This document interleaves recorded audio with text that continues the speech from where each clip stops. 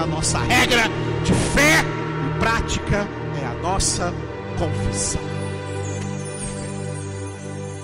É a confissão da esperança. Nós vamos começar nessa noite o quinto e último bloco da Epístola aos Hebreus, da Carta aos Hebreus, na qual nós estamos meditando desde outubro, meados do mês de outubro do ano passado. E agora nós vamos entrar nos 2 últimos capítulos. Essa carta tem 5 blocos. Terminamos quarta-feira o 4º bloco. E agora hoje começamos então o 5º bloco, que se refere a estes 2 últimos capítulos, capítulos 12 e 13, dessa profundíssima epístola aos Hebreus. O 5º bloco, ele quase que, pode-se dizer, atinge um clímax na nossa meditação e no propósito, nos 2, aliás, 2 propósitos que o autor teve com essa carta.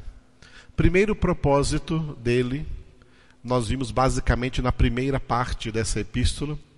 O primeiro propósito do autor dessa carta aos Hebreus, sob a inspiração do Espírito Santo, é esclarecer a mente dos cristãos com a consciência clara e correta de que Jesus Cristo é o nosso sumo sacerdote e único mediador entre Deus e os homens, assentado à direita do Pai, intercedendo por nós a todo tempo, a todo instante, a todo momento. Portanto, o primeiro propósito é: saibamos que de intercessão nós temos toda a ajuda possível. Se nós falharmos, não é por falta de intercessor. Eu já vi muita gente falhando por aí, dizendo: é porque não tinha ninguém orando por mim, é porque faltou intercessores. Não, amados. Por falta de intercessão, ninguém vai falhar, não. Nós temos um poderoso intercessor à direita do Pai, Cristo Jesus, que intercede por nós. E como Paulo disse em Romanos capítulo 8, temos um poderoso intercessor dentro de nós, o Espírito Santo, intercedendo constantemente por nós ao Pai, com gemidos inexprimíveis. Então, por falta de intercessor, não precisamos não. Eu estava dando aula alguns anos atrás para uma turma era só pastores, e um dos pastores falou assim na sala: irmãos, eu estou levantando um trabalho aí muito importante, e eu estou precisando para esse trabalho, eu preciso de 200 intercessores, 200 pessoas orando por mim para que esse trabalho dê certo. Eu falei para ele assim: pastor, você precisa de tudo isso mesmo? Amado, eu só preciso de 2. Eu já tenho os 2. Jesus à direita do Pai e o Espírito Santo dentro de mim. São intercessores suficientes. E para todos nós. Glória a Deus. É claro que a intercessão de Cristo e do Espírito Santo não tira o nosso dever ministerial de orar também uns pelos outros. Glória a Deus. Mas a nossa oração não valeria nada se elas não fossem recolhidas também pelo único intercessor, o único mediador, que é Cristo Jesus. Por isso intercedemos também em nome do Senhor Jesus. Aleluia. Então, o primeiro propósito da Epístola aos Hebreus é que nós tenhamos a nossa consciência clara de que nós, resumindo Hebreus capítulo 8, versículo 1, temos um sumo sacerdote assentado à direita da majestade no céu, e é Ele quem intercede por nós. Glória a Deus, amados.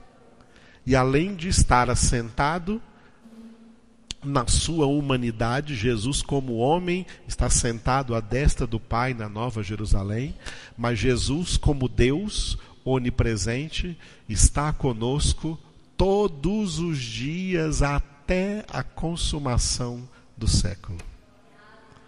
Inclusive agora, aqui nesse momento. Jesus está aqui conosco. Aleluia. Estamos aqui reunidos em seu nome e Ele está aqui. O segundo propósito, que é em decorrência desse primeiro, porque a intercessão de Jesus, como também a intercessão do Espírito Santo, é pela nossa santificação. O modelo de intercessão de Jesus à destra do Pai foi o modelo que ele mesmo deu em João capítulo 17, que é um capítulo que você deve ler constantemente na sua vida, na sua casa aí. João 17, a oração de Jesus, não pelo mundo, mas por aqueles que do mundo o Pai lhe deu. Jesus ora por nós. E Jesus ora, se você ler em João 17, 17, ele ora pela nossa santificação. E ele ora ao Pai dizendo: Pai, santifica-os na verdade. A tua palavra é a verdade. O Espírito Santo também dentro de nós, intercedendo por nós com gemidos inexprimíveis, ele também ora. Sabe o que o Espírito Santo está orando, intercedendo por nós? Pela nossa santificação. Por isso em Romanos 8, Paulo disse que aquele que ouve a oração, a intercessão do Espírito Santo, que é o Pai, ele atende a essa intercessão porque o Espírito Santo intercede segundo a vontade de Deus. E a vontade de Deus, 1 Tessalonicenses 4:3, é a nossa santificação. Portanto, o Espírito Santo intercede pela nossa santificação. Jesus, à direita do Pai, intercede pela nossa santificação. O Espírito Santo, dentro de nós, intercede pela nossa santificação. Por isso, o segundo propósito dessa epístola, na parte 2, chega ao cume hoje, nessa palavra que nós vamos dar hoje aqui, que é o título do quinto bloco, que é a santificação, sem a qual ninguém verá o Senhor, não há exceções. Portanto, todos nós precisamos da santificação. E se fôssemos resumir a Bíblia toda numa frase, com 2 palavras, seria: sede santos.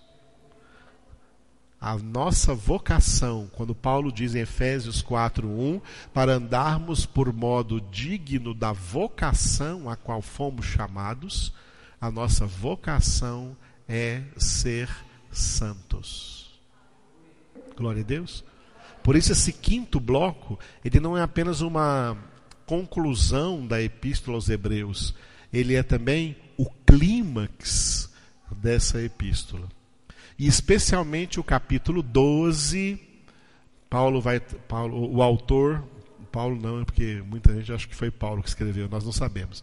O autor da epístola nos conduz à ideia da santificação, a propósito de tudo que ele já trabalhou na epístola, a propósito de todos os temas que foram trabalhados dentro da epístola.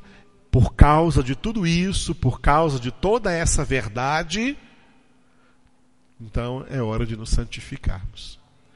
O capítulo 12, então, mais do que o 13 ainda, o capítulo 12, mais do que o capítulo 13, é um capítulo mais forte aí dessa epístola, no sentido desse tema grande ao qual o Espírito de Deus nos conduz nessa epístola, que é a nossa santificação. Aleluia. Então diga assim, ó: Deus quer que eu seja santo. Diga para a pessoa do seu lado: Deus quer que você seja santo. Todos levante a mão direita e diga: Deus quer que nós sejamos santos. Aleluia. Portanto, essa é a vontade de Deus. E é por isso que Jesus disse assim, ó, nem todo o que me diz Senhor, Senhor, entrará no reino dos céus, mas o que faz a vontade do meu Pai que está nos céus. A vontade do Pai é a nossa santificação. Aleluia. Glória a Deus. E por isso Jesus colocou essa vontade lá no centro da teologia bíblica da oração. Quando ele ensinou o Pai Nosso, colocou no centro dessa oração para que nós oremos: Pai, faça-se a tua vontade. Aleluia. Cumpra-se em mim, cumpra-se na minha vida a tua vontade. Aleluia. Glória a Deus. Então o quinto bloco tem esse tema. E já que ele tem esse tema, hoje nós vamos trabalhar só no versículo onde esse tema é claramente descrito, que é Hebreus capítulo 12, versículo 14. Pronto, vamos ficar só aí hoje, viu, Nel? Glória a Deus. Hebreus capítulo 12, versículo 14.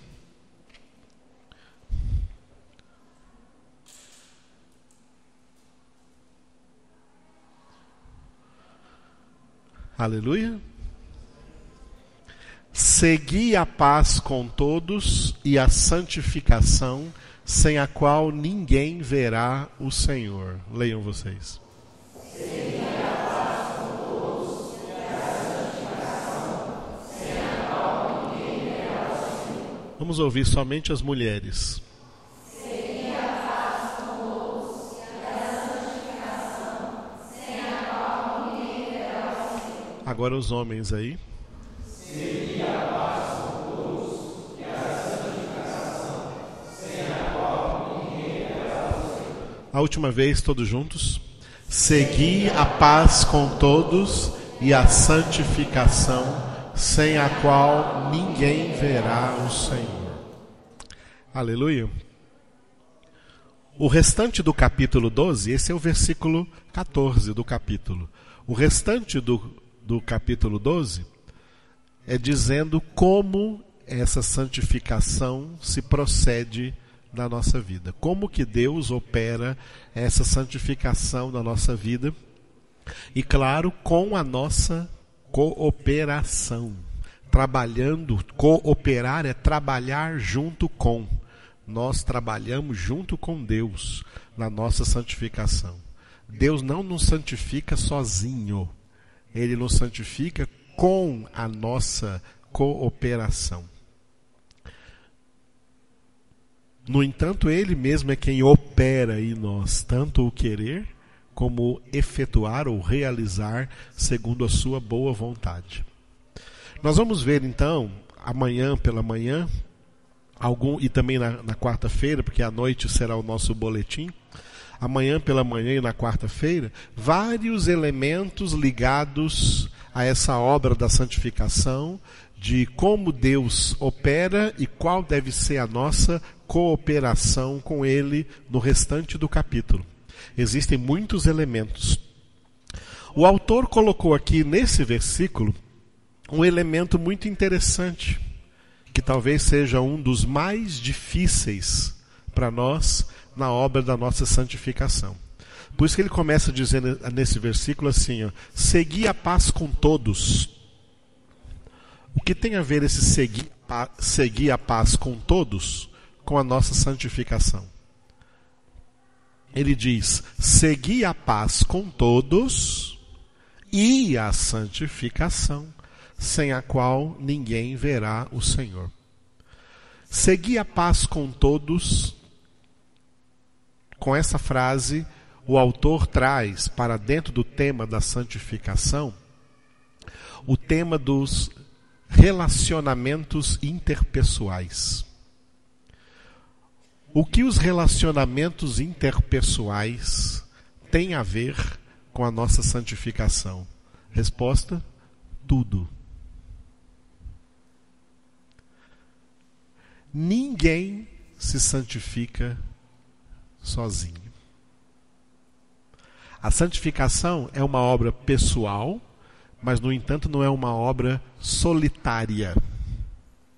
Aquela antiga ideia das pessoas saírem das cidades e irem morar numa caverna, como faziam os eremitas, dizendo assim, querendo se santificar com a ideia de que estava saindo do meio da sociedade para num lugar isolado se santificar. Isso é uma ideia falaz. Não é verdade. Ninguém se santifica sozinho. Deus faz uso de muitos instrumentos na nossa santificação. É claro que o principal instrumento de Deus na nossa santificação está em nossas mãos, é a sua palavra, que nós lemos em Hebreus, capítulo 4, versículo 12, que é viva e eficaz, mais penetrante que qualquer espada de 2 gumes, e que penetra até o ponto de dividir alma e espírito, juntas e medulas, e é apta para discernir todos os pensamentos, propósitos e intenções do coração. E Jesus, no versículo que eu citei aqui, João 17, intercedeu ao Pai por nós. Pai, santifica-os na verdade, a tua palavra é a verdade. A tua palavra é a verdade, é a palavra que nos santifica. Mas a palavra nos santifica como? Nos orientando como devemos viver. E dentre tudo que a palavra nos orienta sobre como devemos viver, a palavra trabalha muito o tema dos relacionamentos interpessoais. Nós somos seres relacionais, criados, em primeiro lugar, para nos relacionar com Deus, e como fruto desse relacionamento com Deus, também nos relacionarmos com o próximo. Tem próximos mais próximos e tem próximos mais distantes. Para quem é casado, o próximo mais próximo é o cônjuge. E depois os filhos. E depois os irmãos em Cristo. E depois a sociedade. Nós temos mandamentos de Deus. Nós temos mandamentos de Deus em 2 dimensões. Na dimensão vertical, em relação a Deus, e na dimensão horizontal, em relação ao próximo. Em relação a Deus, o mandamento é: amarás o Senhor teu Deus de todo o teu coração, de toda a tua alma, com todas as tuas forças. Em relação ao próximo, nós tínhamos um mandamento no Antigo Testamento que era: amarás o teu próximo como a ti mesmo. Esse mandamento foi modificado por Jesus. Não é mais amar o próximo como a ti mesmo, não. Jesus modificou esse mandamento em João capítulo 13, versículo 34. João 13, 34, Jesus disse: novo mandamento vos dou. Amai-vos uns aos outros como eu vos amei. Não mais como a ti mesmo. Não é para amar o outro mais como a ti mesmo. É para amar o outro agora como Jesus amou você. Como Jesus amou você. Jesus aperfeiçoou. O primeiro mandamento ficou como está, não precisou ser aperfeiçoado. Amarás o Senhor teu Deus de todo o teu coração, de toda a tua alma, com todas as tuas forças. Mas o mandamento em relação ao próximo foi modificado. Porque quando era amarás o teu próximo como a ti mesmo, então era quando o próximo fizesse também alguma coisa má com você, você podia retribuir a ele. Foi por isso que surgiu na antiga aliança o olho por olho, dente por dente, mão por mão, pé por pé, ferida por ferida, contusão por contusão. Se alguém batia na tua face, você tinha todo o direito de bater na face dele também, porque você o ama como ama você. Amarás o teu próximo como a ti mesmo. Essa era a medida do amor.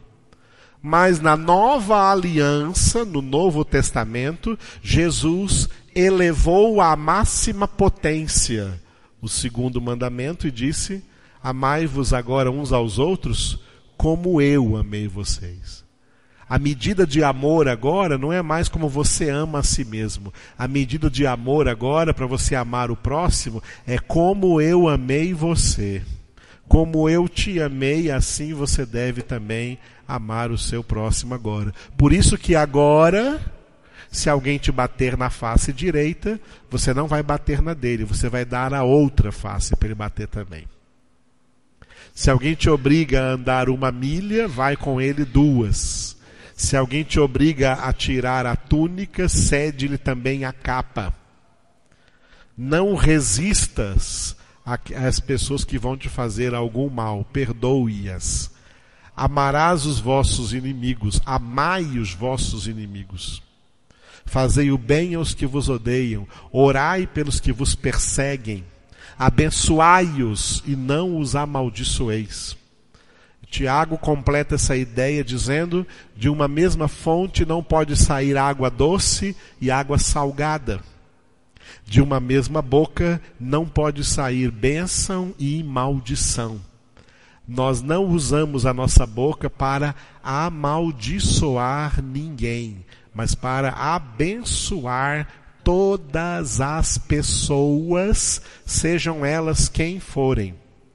Por mais que você ache as pessoas más, e são mesmo, e fazem coisas más, e fazem mesmo, a nossa luta não é contra elas. A nossa luta não é contra sangue e carne. É o que Paulo desenvolveu em Efésios capítulo 6. A nossa luta é em outro plano. Não é no plano físico. No Antigo Testamento ainda tinha luta no plano físico. Tinha que sair lá e guerrear contra homens. Mas no Novo Testamento, na nova aliança em Cristo, a nossa luta não é contra homem nenhum, contra pessoa nenhuma. A nossa luta é contra Satanás e os demônios, contra os espíritos malignos, os principados e potestades do mal que atua nos filhos da desobediência. A nossa luta não é contra os filhos da desobediência, mas contra o espírito que atua neles. É contra eles que Jesus nos deu autoridade. Lucas 10:19. Eu vos dei autoridade para pisar de serpentes e escorpiões e todo o poder do inimigo, e nada absolutamente vos causará dano.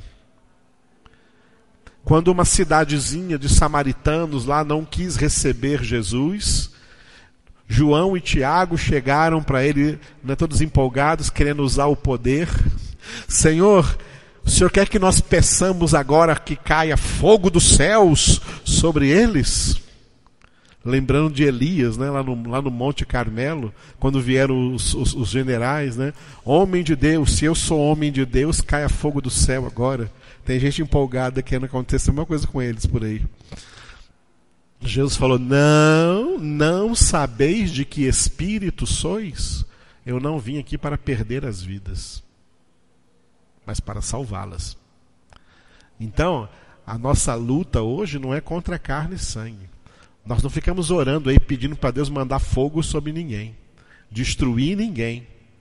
Nós oramos pelo bem. O nosso ministério de oração, conforme Paulo escreveu em 1 Timóteo, capítulo 2, versículos 1 e 2, é para orar em favor.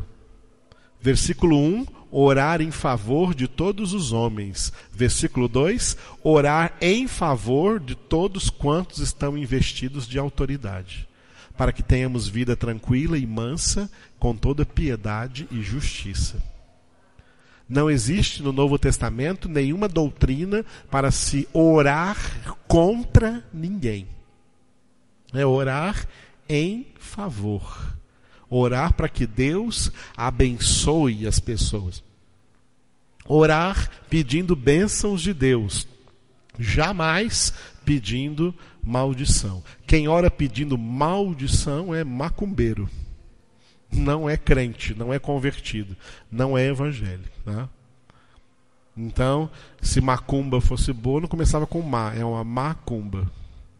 Se fosse boa, seria boa cumba, mas é macumba. Não pedimos o mal, pedimos o bem para as pessoas. Oramos pelo bem delas.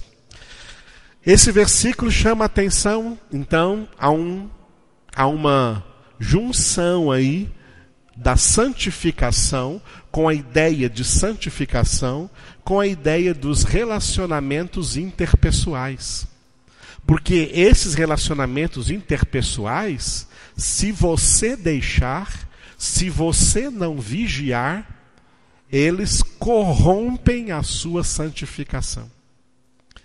Porque os relacionamentos pessoais têm a tendência de nos levar à mágoa, de nos levar ao ressentimento. Amados, nós somos tão terríveis que se a gente conviver muito de perto, nós machucamos uns aos outros o tempo inteiro. Nós machucamos uns aos outros com palavras, nós machucamos uns aos outros com atitudes, com gestos. Às vezes nós machucamos alguém até mesmo sem saber que estamos machucando.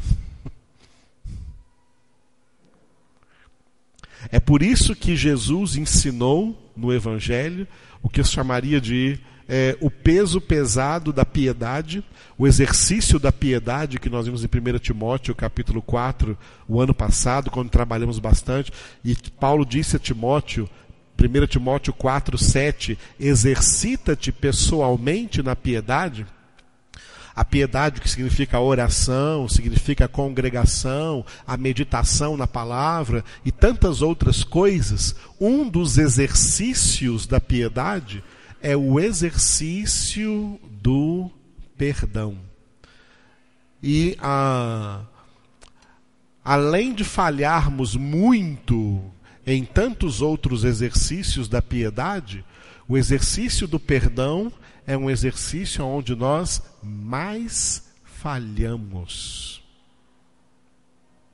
Nós temos uma tendência absurda na nossa alma de não perdoar, de estar convictos de que não devemos perdoar, de que a pessoa que fez o que fez comigo, que falou o que falou, ela não merece o perdão. Nós temos uma indisposição total, tá? De perdoar. Não temos disposição natural para perdoar. Sentir raiva não precisa se esforçar. Sentir-se magoado não precisa se esforçar. A gente sente, de repente está sentindo. É um sentimento que vem com a maior facilidade. Agora, o sentimento de que não, eu quero perdoar alguém, ele não vem assim. Ele tem que ser cultivado, ele tem que ser construído, tem que ser uma coisa que você se esforça ao máximo. Então, na academia dos exercícios da piedade, tá? O do perdão é levantar aqueles pesos bem pesados. É um peso pesado. O perdão é um exercício pesado, mas é um exercício altamente libertador, e além de ser libertador, é terapêutico.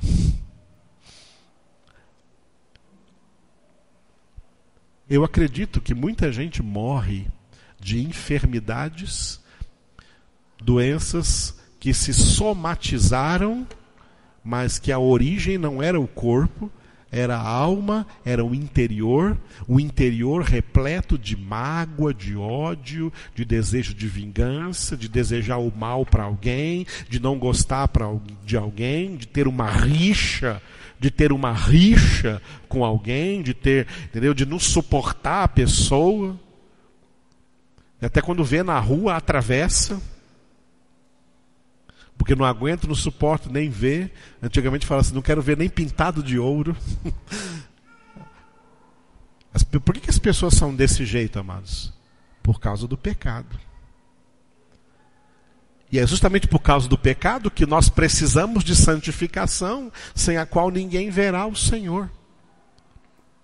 Por isso, além de trabalhar todas as nossas inclinações pecaminosas, nós precisamos trabalhar estes relacionamentos que nós temos. Nós temos relacionamentos interpessoais em todas as nossas circunstâncias. Porque nós vivemos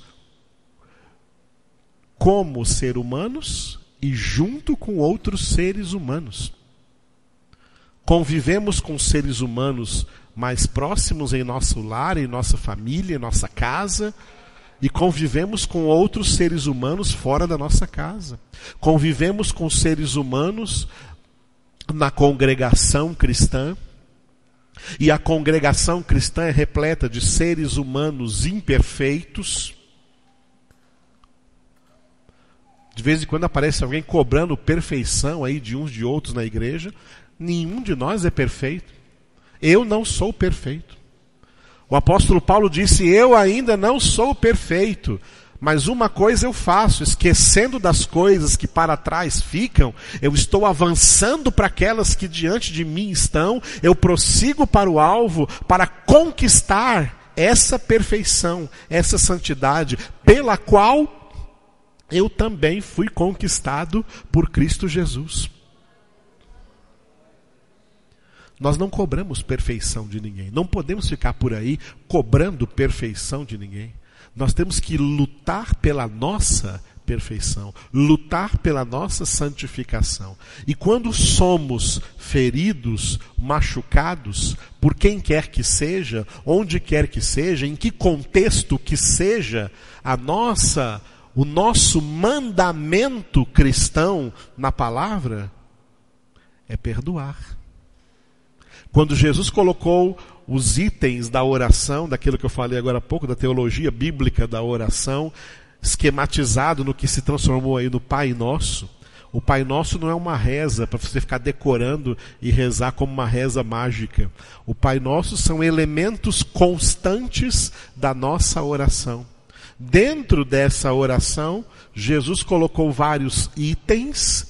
E quando ele terminou de colocar todos esses itens, ele voltou a falar só de um deles. Só de um deles. Jesus começou dizendo lá: Pai nosso que estás no céu, primeiro pedido, santificado seja o teu nome. Segundo pedido, venha o teu reino. Terceiro pedido, faça-se a tua vontade, assim na terra como no céu. O pão nosso de cada dia. Quarto pedido, dá-nos hoje. Quinto pedido, perdoa as nossas dívidas, como nós também perdoamos aos nossos devedores. E o sexto e último pedido, não nos deixes cair em tentação, mas livra-nos do mal. O mal ali é o diabo mesmo, é o maligno. Aí terminou a oração. Quando terminou, Jesus voltou ao quinto pedido. Note que Jesus, ele não salientou nenhum dos outros 5 pedidos, ele voltou só ao quinto pedido. Porque se perdoardes aos homens as suas ofensas, também vosso Pai Celestial vos perdoará as vossas ofensas. Mas se não perdoardes aos outros as suas ofensas, tampouco vosso Pai Celestial vos perdoará as vossas ofensas. Porque Jesus ensina todos os itens da oração cristã, da oração bíblica, os elementos que devem fazer parte da nossa oração, e depois ele aprofunda só em um deles. Exatamente nesse, porque ele sabia que esse é o que seria o maior desafio das nossas vidas. Tá? A questão do perdão. Sabe quais são as pessoas mais rancorosas que existem? São aquelas que fazem questão de ficar dizendo por aí: eu não guardo mágoa de ninguém. Mentirosa. Amados, quando diz aqui neste versículo, segui a paz com todos, significa que da nossa parte não pode haver barreiras. Da nossa parte, não pode haver barreiras relacionais com ninguém. Por isso Paulo escreveu, vamos abrir aí em Romanos 12, que também fala dessa mesma paz. Aqui nesse versículo diz: segui a paz com todos. E no Romanos 12, 18,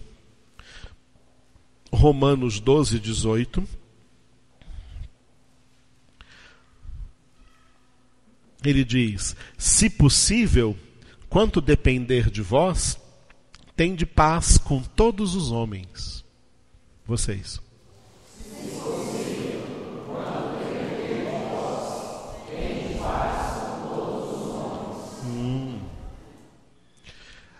Agora é interessante que esse versículo aí, pode ver que ele não começou com letra maiúscula, porque ele é uma continuidade do 17.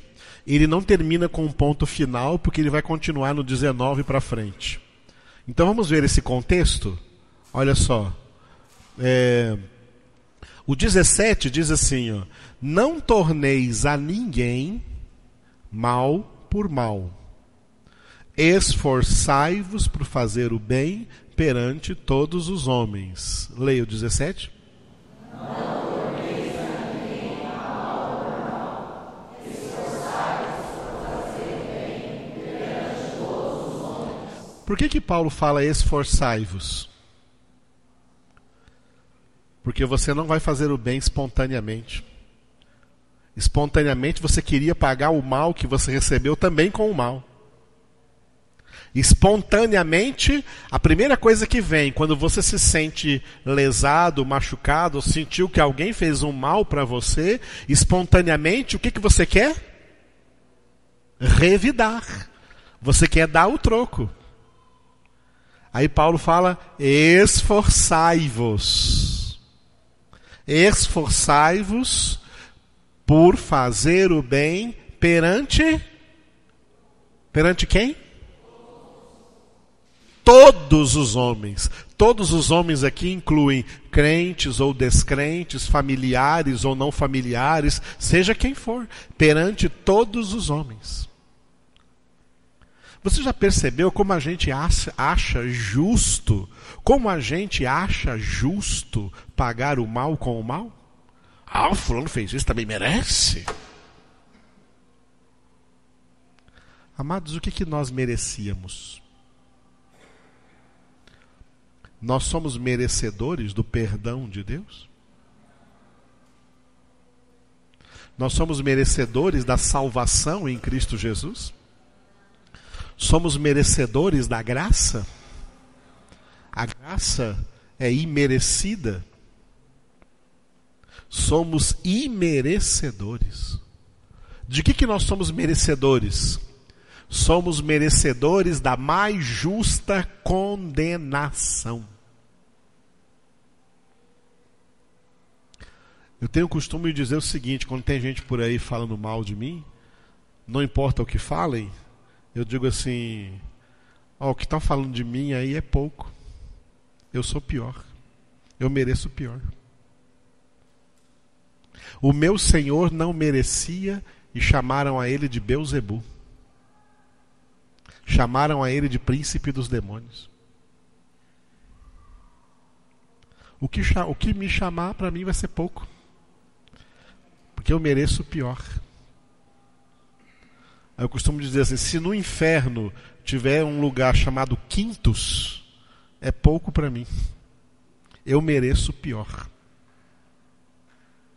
Os eleitos de Deus são aqueles que têm convicção de que estão indo para o céu sem merecê-lo. Sem merecê-lo. Você acha que você vai conseguir perdoar alguém quando esse alguém, segundo o seu critério, segundo o seu pensamento, merecer o seu perdão?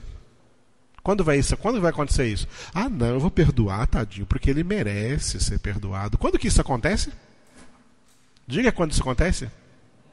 Não, diga para mim bem forte, quando que isso acontece? Nunca.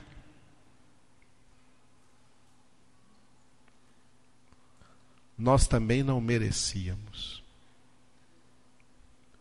Mas Deus nos perdoou. E é por isso que Jesus disse: se não perdoardes, também vosso Pai Celestial não perdoará. Porque não perdoar é pecado. E o salário do pecado é a morte. Para ir para o céu, nós temos que largar o pecado.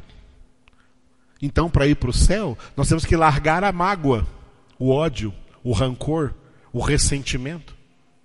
E aprender com Cristo Jesus a perdoar. Jesus na cruz do Calvário, orando pelos seus exatores: Pai, perdoai-os, porque não sabem o que fazem.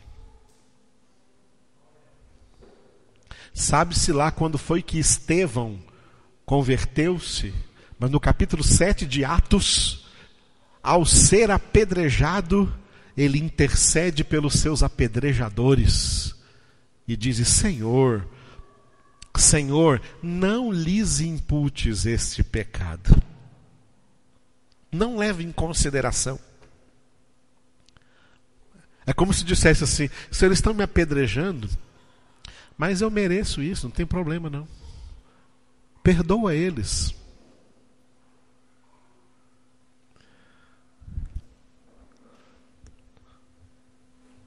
Muito bem. Isso foi o 17, né? Não torneis a ninguém mal por mal, esforçai-vos por fazer o bem, porque fazer o mal não precisa se esforçar, é facinho.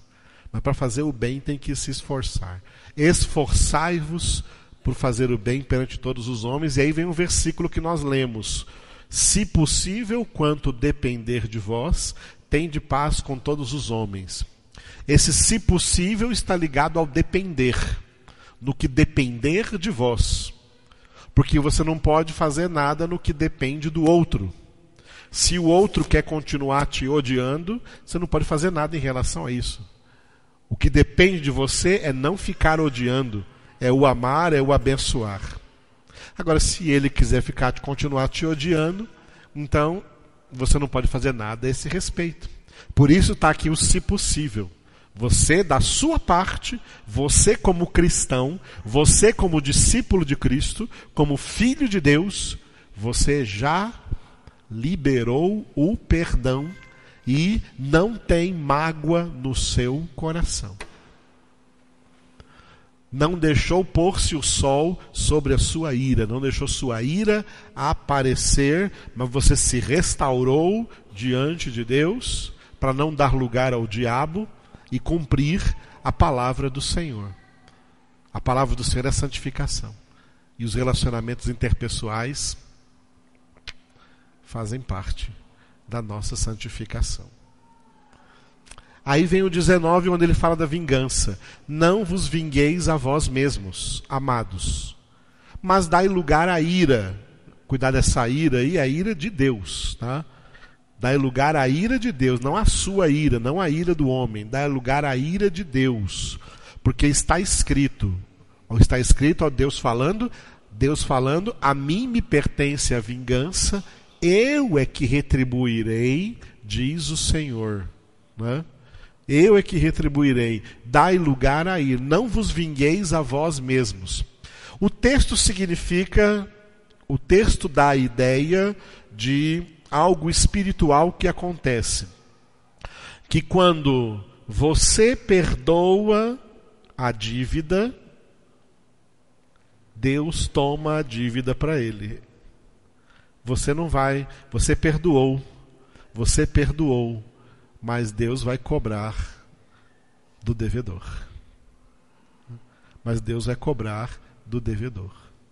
É como se Deus, vendo a sua atitude, você agiu como Deus, você agiu em justiça, porque quem não perdoa está cometendo injustiça, tanto quanto se achou também injustiçado. Quem não perdoa está cometendo injustiça, e quem perdoa está praticando justiça. Perdoar é um ato de justiça. Quem perdoa está praticando a justiça. diante de Deus. E quando Deus vê um dos seus filhos praticando a justiça, perdoando alguém que o lesou, Deus toma para si essa dívida. E Deus é que vai ser o cobrador daquela pessoa que o lesou. Quando Estevão orou, Senhor, não lhes imputes este pecado, Estevão estava não só perdoando aqueles homens que o apedrejaram a ele, mas pedindo a Deus para Deus não ficar com a dívida. Para Deus deixar para lá. Já pensou? Aqui Paulo ainda disse, dai lugar à ira, né? Deixai, né? Dai lugar à ira de Deus. Você perdoa e deixa que Deus venha com a ira. Mas Estevão, nem essa ira ele quis. Até por essa ira, ele orou para que Deus não imputasse, não levasse mais em consideração o pecado daquelas pessoas. Que amor que havia no coração de Estevão, hein? Esse é o amor que é derramado em nossos corações pelo Espírito Santo que nos foi outorgado. Aleluia, amados. E aí ele continua dizendo aqui, no versículo 20 aí, de Romanos 12, o que nós lemos hoje também, o que nós também já lemos hoje em Provérbios 25. Pelo contrário, se o teu inimigo tiver fome, dá-lhe de beber. Se tiver sede, dá-lhe... Desculpe, inverti aqui os negócios. Se tiver fome, dá-lhe de comer. Se tiver sede, dá-lhe de beber. Porque fazendo isto, amontoarás brasas vivas sobre a sua cabeça. Amontoarás brasas vivas sobre a sua cabeça. Ou seja, isso aqui é uma comparação com aquilo que eu acabei de dizer. Deus tomou a ofensa para ele. Quem pecou contra ti, pecou contra Deus. E Deus vai cobrar isso. Isso significa brasas acesas sobre a sua cabeça. Quando diz aqui, tiver fome, dá-lhe de comer, tiver sede, dá-lhe de beber, é uma repetição do versículo 17. Não é? Esforçai-vos por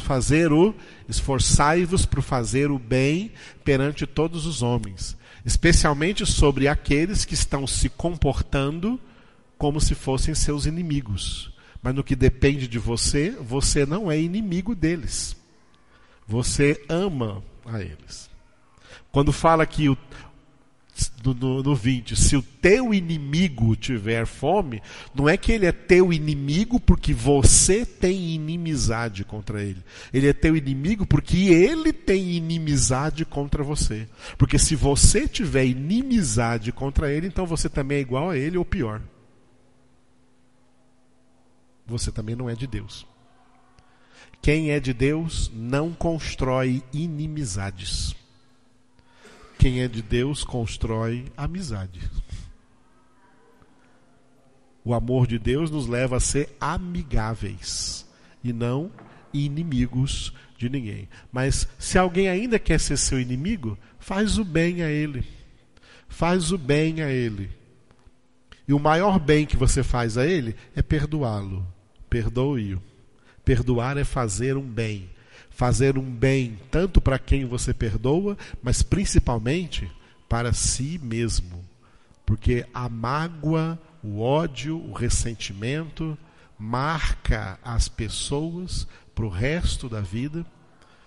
Eu já estive em leitos de morte de pessoas para orar por pessoas que morreram profundamente magoadas.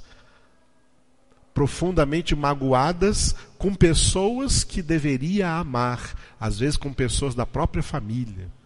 Eu já vi pais morrendo magoados, morrendo nas últimas no hospital, mas não queria ver o filho de jeito nenhum, porque estava magoado com esse filho.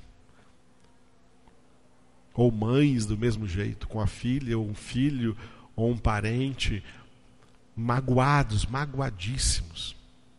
Mulheres magoadas com o marido ou com o ex-marido. E nem no leito de morte, e a gente orando ali no leito de morte, Deus traz para nós as palavras necessárias para aquelas pessoas. E muitas vezes eu tive essa experiência de no leito de morte de muitas pessoas, Deus me trazer essa palavra da mágoa. E eu perguntar para a pessoa, com quem você está magoado? E a pessoa chora, vai às lágrimas, mas não consegue perdoar, porque a mágoa é uma construção maligna que você vai construindo e que você vai alimentando durante toda a sua vida. A mágoa, ela não fica do mesmo jeito. Ela tende a crescer, ela tende a se desenvolver. Já orei com pessoas que pareciam uma rocha. Duros, empedrados, empedernidos, de ódio de pessoas, de mágoa de pessoas, de entes queridos, de pessoas do trabalho, de patrões. Tem gente que fica desenvolvendo mágoa aí de políticos, porque os políticos é tudo isso aí que é. Mas está perdendo seu tempo, desgastando a sua vida, desgastando o seu emocional, causando mal a si próprio. A mágoa causa mal à própria pessoa. A pessoa vira amarga. Sabia que dá até mau hálito? A pessoa fica assim, você não consegue conversar com ela, é ruim de conversar, porque o que ela transmite para você é mágoa, é ressentimento, é ódio, é rancor. Que difícil conviver com gente desse tipo. Quem perdoa é curado. O perdão traz cura, amados. Nós não imaginamos o quanto o perdão traz cura para as nossas almas. O perdão traz cura para as nossas almas. Falando em leito de morte, eu lembrei-me agora de uma senhora que eu orei com ela lá em Santos, eu ainda era solteiro. Ela tinha leucemia, estava no estado terminal, ficava no hospital só esperando para morrer, não podia, o estado dela, o quadro dela não dava para nem o médico tirar ela do hospital para morrer em casa, ela tinha que morrer no hospital mesmo. E Deus me trouxe para ela a palavra do perdão de alguém, e ela perdoou, irmãos. Ela perdoou, recebeu Jesus, perdoou, e a leucemia dela desapareceu.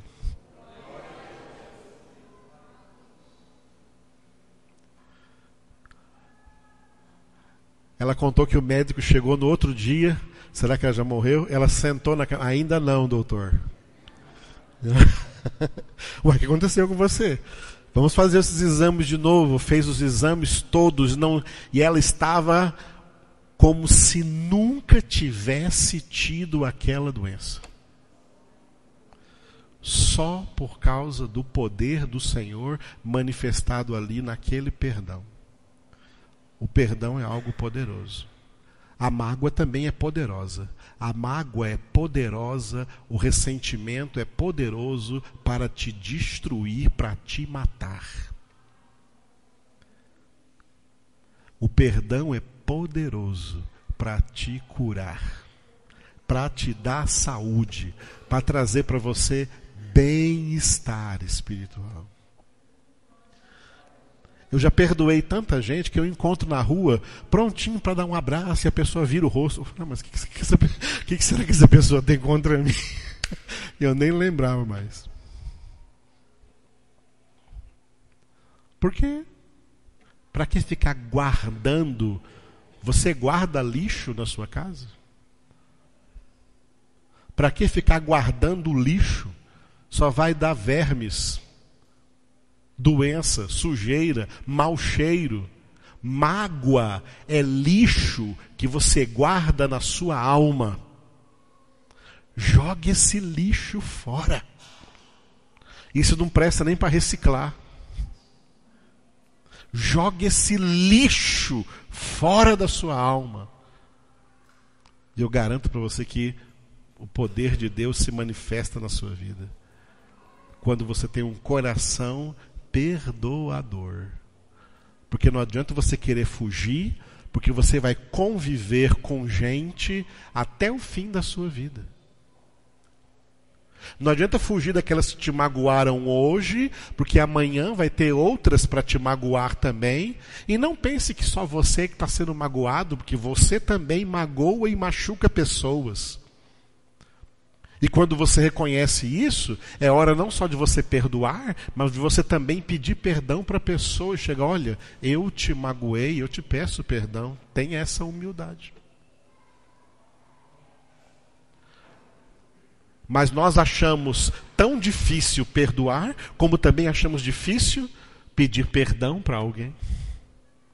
Fugimos dessas, ficamos aí tentando a vida toda fugir dessas situações inevitáveis, tá? É inevitável. Tem gente que fala assim, não vou mais em igreja não, porque tudo enquanto igreja que eu participei, eu saí machucado, porque pessoas me machucaram. Hipócrita. Em tudo quanto é igreja que você estiver, pessoas vão te machucar e você também vai machucar, porque são pessoas. Pessoas fazem isso. E essa é uma grande oportunidade de obedecer à palavra de Deus e de praticar o exercício da piedade que envolve o perdão. Perdoar aquelas pessoas. Para quê? Para que você siga isso. Siga a paz com todos. E terminando essa palavra, no versículo 21 de Romanos 12, não te deixes vencer do mal, mas vence o mal com o bem. Repitam.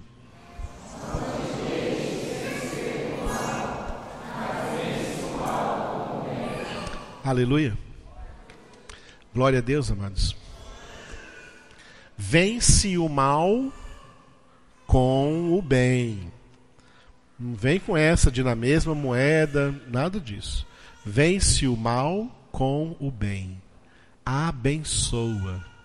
Quem é de Deus é do bem. Já tem gente do mal demais no mundo. Não faça coro com eles. Já tem gente do mal demais no mundo. Nós somos chamados a ser pessoas de bem, a ser pessoas do bem, a ser pessoas que fazem o bem. Não porque nós temos um código de ética, mas porque nós somos de Deus. Porque somos filhos de Deus, que nos fez o maior bem do universo, dando-nos, sem merecermos, sem nenhum merecimento da nossa parte, dando-nos seu Filho Jesus. Ninguém fará um bem maior nunca para alguém. Aleluia. Deus nos fez esse grande bem. E só por isso que nós podemos estar aqui reunidos em nome dele. Nós aqui cheios de imperfeição, mas tão beneficiados e abençoados por Deus e aprendendo que temos que ser aperfeiçoados na vida em todos os sentidos. Para sermos pessoas cada vez melhores na presença de Deus e também na presença das outras pessoas, sejam elas quem forem, em nome do Senhor Jesus. Vamos ficar de pé e orar ao Senhor.